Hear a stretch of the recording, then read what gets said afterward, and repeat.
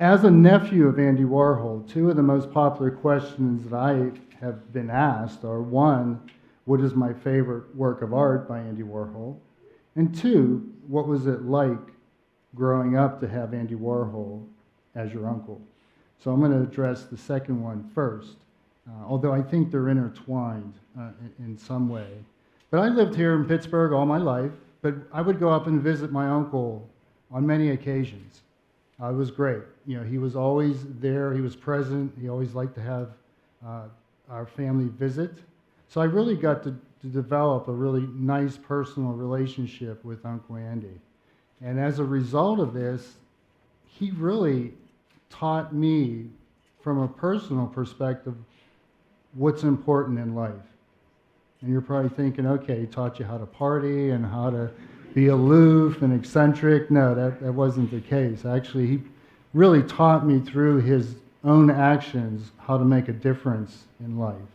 And again, not through art. I'm not an artist, but through the human qualities that he had. And that's what I want to share with you tonight. So, again, to Uncle Andy, one of the really important things in his life was family.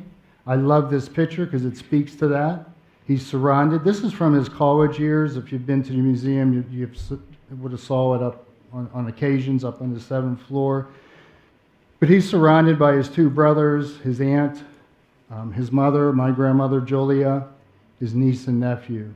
I kind of really like this picture for that reason, but also because you could see he's kind of pinching the ear of his nephew. He wants to get a reaction. And that was Uncle Andy. He had a great sense of humor. He liked to get a reaction and just was a fun person to be with. So I started to visit my uncle. I was born in 1963 as a baby, and there's a picture there. I'm the handsome one in the front with the glasses. My brother's behind me, and that's my grandmother. It would be on your right, and on the left is my grandmother Julia's sister, Eva. So again, we would go up to New York, and at this time in the 1960s, Uncle Andy was living up on 89th and Lexington, Upper East Side of Manhattan, this really narrow, long, tall, brownstone apartment townhouse. One is I remember walking up to that place or making that 10-hour drive up to New York City at the time, and getting out of the car. There was no car seats, so myself and my two brothers were in the back seat, my poor parents, because we had free reign back there. And just driving up, and you would get out, and you could see that big black door there. And that's what I remember, walking up to that 89th and Lexington Avenue place and seeing that black door, and there was a little mail slot there, and the door would open, and Uncle Andy would be there, and my grandmother would be there to greet you. You always felt welcomed. Again, when you walked in, there was this big flight of steps that you would walk up to that would take you to the main floor. Uncle Andy used to use those steps to sort his mail. There was that mail slot there, and he would, for some reason, somehow do that. But what I realized, too, later on in my life, I would also use those steps to sort my mail. I also remember there used to be, especially in the 1960s, like these metal cases, these round metal film cases. And that always reminded me in the 60s of school, because you're old enough to remember, that's what the teachers would use to show films. So in some ways, when I was a kid, I used to think, gee, Uncle Andy must be a teacher. And in a way, he was. He really did, because again, he taught me a lot in life by the way he lived his life as a person. Again, I realized through time that there was two personas. There was the Andy Warhol persona that many people know and read about and see in magazines, but then there was the Uncle Andy persona that I got to know, the more personal side. And there is a big difference. I think he kept his life very, very private. I always say that I think that Uncle Andy felt like if people knew that he was a very kind, generous, loving, caring person, they would probably say, man, that's boring. I'm not going to follow this guy. But so he created this persona of being this eccentric, aloof, wild person. So whenever I would visit Uncle Andy, I also learned that he was an avid collector. As a kid, there would be any number of antiques, collectibles, up in that 89th and Lexington Avenue apartment. And you never knew what you would find. You might find mannequins, a car bumper.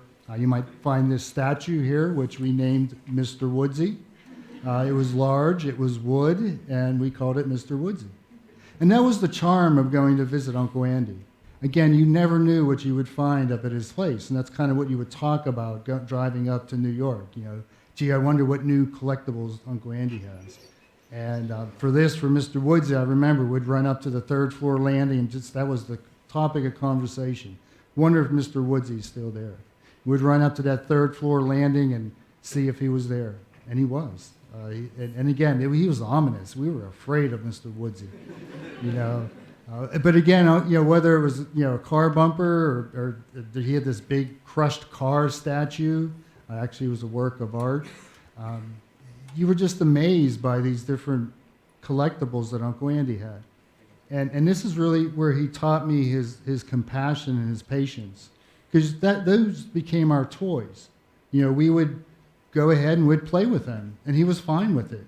You know, he wouldn't get upset. He wouldn't be all, you know, materialistic or protective that, oh, don't touch that, you know. I mean, one time he did have one example where I was jumping on this red couch that he had. And he's like, I remember, I get this image. I remember he's drinking this cup of coffee. And he's like, gee, Donnie, I don't think you should jump on that. It's really expensive. It came from a really famous movie. And that was it. Like, he didn't holler. He didn't shame me.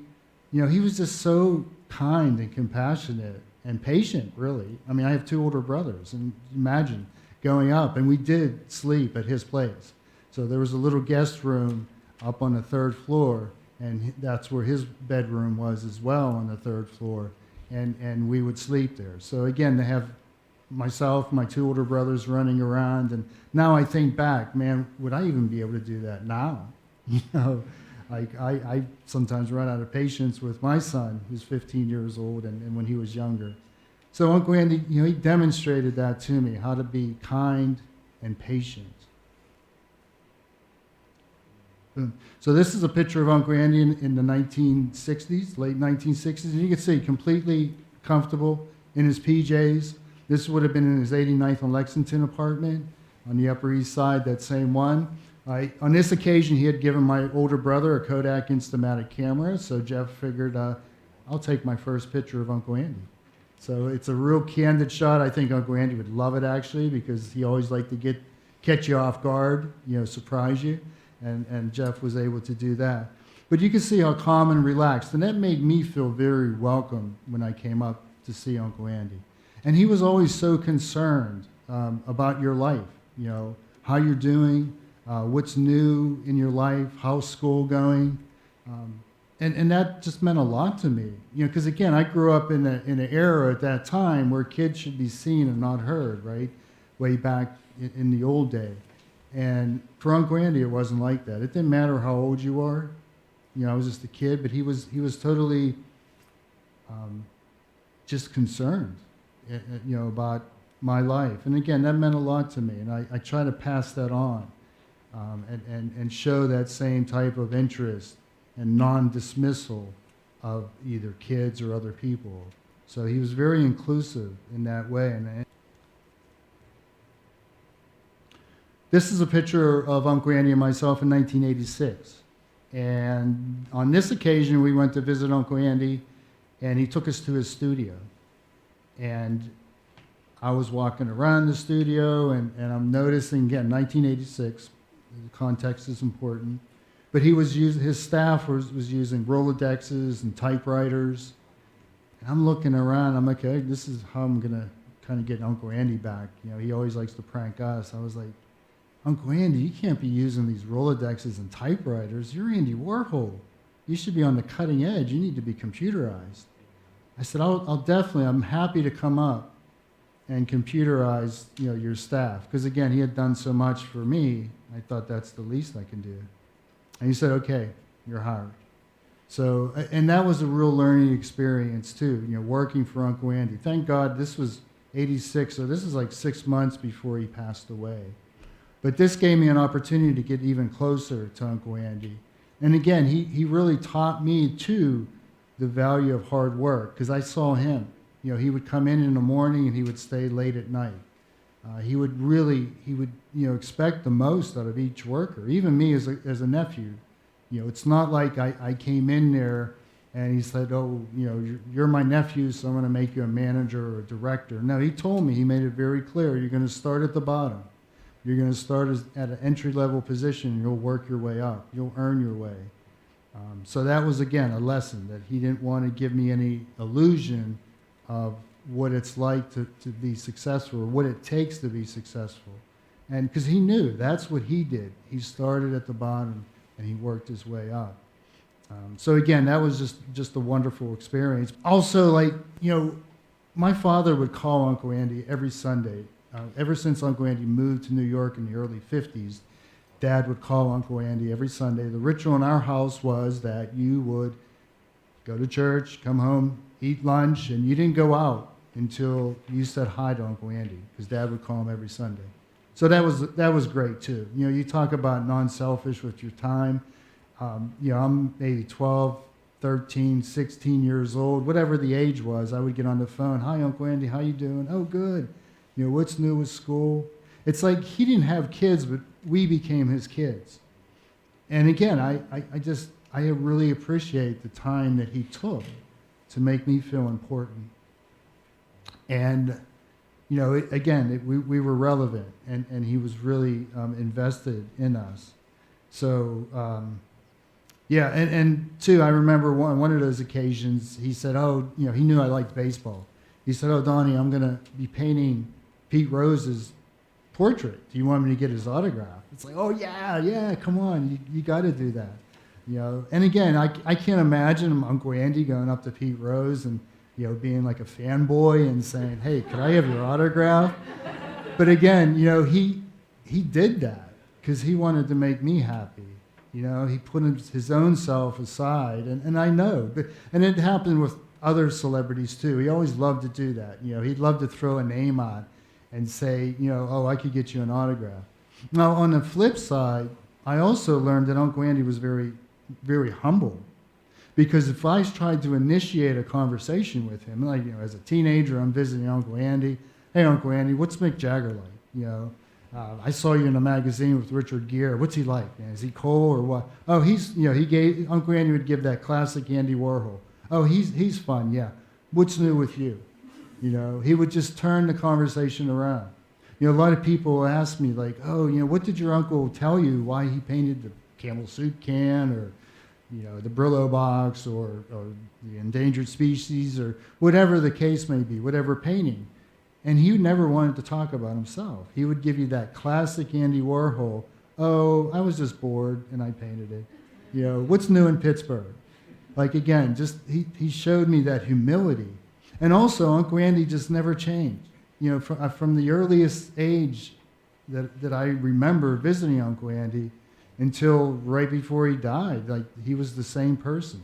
He was that same humble person who came from those humble beginnings and didn't allow success and fame to change him. So again, that resonates with me. And I really, really appreciate the opportunity that Uncle Andy was this role model for me. And again, as I got older, as I'm getting older, I learn more and more and appreciate more and more that example. Again, he didn't tell me in words. He showed me through an example. And again, he taught me that ability, that I could be that same person for my son, for my nephew, for others in my family, or friends, whoever that might be. I could set that example like Uncle Andy did.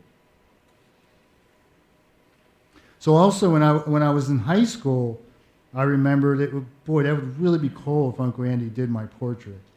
I should really ask him. And I'm graduating high school and I have these yearbook photographs. I'm sending them to all the relatives. Let me ask Uncle Andy if he'd do my portrait. Worst thing he could do is say no. Of course he said yes. He was like, oh, that's great. I'm more than happy to do your portrait. So in 1981, he did these two portraits based off of my high school yearbook picture. And again, the ultimate act of generosity was the Andy Warhol Foundation. So when Uncle Andy dies, he bequests all his assets to form and fund the Andy Warhol Foundation for the Visual Arts. You know, a huge, huge statement of generosity. I'm actually on the board of directors of the foundation. I succeeded my father. I'm very blessed to have that opportunity. And they give away over $15 million a year right now to the visual arts. They've given away almost $250 million since the foundation was formed in 1987. They've given over 50,000 works of art to over 300 institutions globally. So, I think Uncle Randy would be blown away to know what an impact that his foundation has made. You know, the arts were very good to him, so he came back and he said, you know what, I'm going to give everything that I benefited from the arts, I'm going to give it right back to the arts. And this one is called, this is humor. You know, again, I spoke to Uncle Andy's sense of humor. That's what we always remember. You know, when I get together with my brothers, we'll share stories. Remember when Uncle Andy said this? Remember when he said that? You know, you could always count on Uncle Andy to really use sense of humor to lighten the spirit and to really lighten the tone. So this one, this is a great story. I'm about 12 years old. I'm walking outside his townhouse. The rest of my family are in front of me, and he takes this opportunity. He's like, Donnie, what are you doing today? What are you guys going to do with your family? I said, we're going to go shopping. So I see him digging deep, deep into his pocket. He pulls out a $100 bill. And I never even saw a $100 bill at that point in my life. And he knew it. And I believe he just wanted to see how big my eyes got and see how big of a smile I would have. And he handed it to me. And I still remember that smile on his face when he was looking at me and with this big smile and knowing that I was amazed at it, you know. So again, he, in so many ways, he had so many positive qualities that I remember, and he left me with these personal memories of Uncle Andy. And again, if you know Andy, you know, what you read about Andy Warhol, you probably see, again, there's this difference of who he, you know, and again, he created this persona, like I said, I think because he thought the true private Andy Warhol would be too boring. But again, it gives you an opportunity to really juxtapose, you know, Andy Warhol and Uncle Andy. And also when you see his art, because again, he didn't forget how it felt when he was a little kid being marginalized and being the outsider, you know, being a poor kid of immigrant parents and not feeling like he fit in. So later on, you know, he creates work if he sees as an opportunity to really represent any number of marginalized groups. And again, when he had the opportunity, he would use his art to give a voice to those who didn't necessarily have a voice. One exhibition in particular that I really remember is that he did this exhibition of toy paintings. And in true Andy Warhol fashion, he figured, you know what? I want the kids to come out and see these paintings. And I'm tired of the kids looking up at the paintings on the wall. I'm going to make them eye level for all the kids. And again, this is a famous quote by Andy Warhol. I never met a person I couldn't call a beauty. I mean, just sit with that for a minute. To me, that speaks volumes. And that's who Uncle Andy was. I believe he saw each and every person as someone unique and special. And his job was kind of to find out what made you unique and special. And that's why I think he would always want to know. He didn't want to talk about himself. He wanted to know everything about you.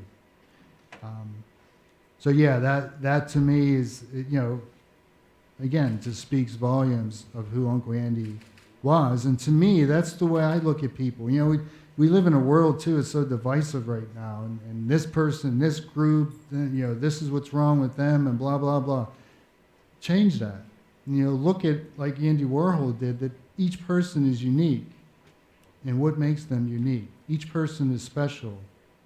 What makes them special? Again, that's something that I took away from my uncle.